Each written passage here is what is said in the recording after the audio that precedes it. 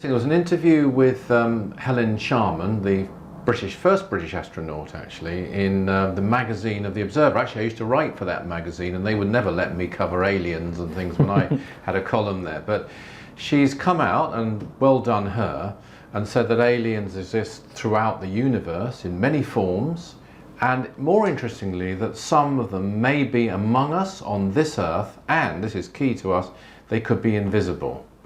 And as you well know, that's something that we've said for, in fact, Dr. King used to say in the 1950s when the Society was first founded, which was very different from some other UFO contactees. So how is it possible that aliens could exist and we don't see them? Well, as we teach, there are many frequencies of existence on this Earth and on other planets as well. And so just like someone physically dies, but they continue, some would say their soul continues, their astral, their aura continues on another level, and unless you are a good clairvoyant, you wouldn't be able to see them. And everybody can be clairvoyant, by the way, but that's another topic. On other planets, there are much higher frequencies than we are because they're much more evolved than we are. And so we've been told explicitly, actually, by the Master Aetherius, we could go to Mars, where there is life, and we wouldn't necessarily see any life there at all.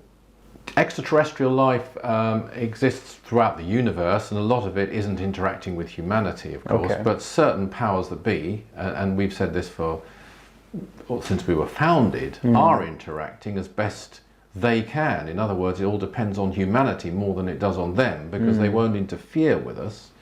But the main source, not the only one, but the main source of communication, of course, has been Dr. George King.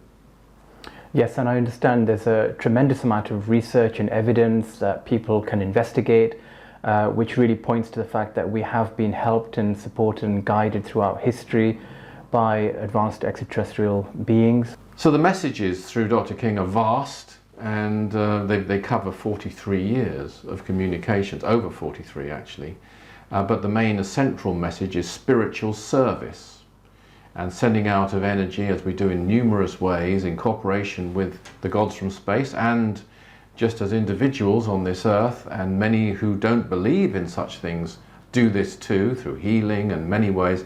This is the key to saving our world, over and above politics, finance, and so on. On the invisibility point that Helen Sharman raised, I think it's an area science is moving, and Dr. King was really pioneering this in his ideas in the 1950s, and talking about other dimensions, other spheres, other levels, whatever you call them. The whole movement in theoretical physics, it seems to me, I'm not a scientist, but is towards discovering what invisible matter is. I mean, I think 96% they believe of the universe is invisible matter. That's just a statement you can throw out, but what does it actually mean?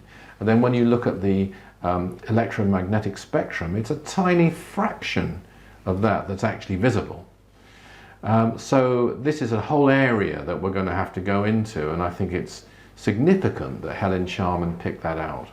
It's good to appreciate that our senses operate within a certain limited, very limited bandwidth of operation, but our sensory range can be extended, as you alluded to before, about clairvoyance, and so for people who want to kind of extend the range of their sensory function, what can people do to be more psychic, to start seeing beings, from other worlds and on this realm and things like that? What can people do? And may I quickly say, there have been a lot of encounters through history which have been physical and visible, and sightings of UFOs as well, although quite often they blink out. In other words, they disappear, which could be they go to another level at that point and then reappear.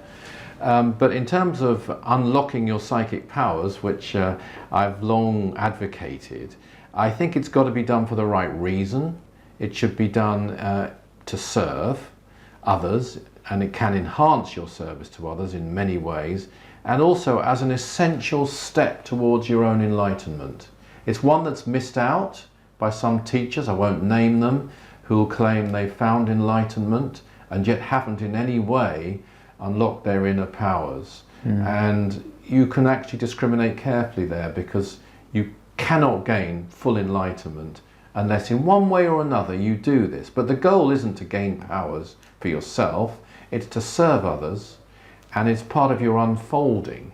And yes, there are many methods, and we teach them, that you can use, and one of the best of all is healing, actually.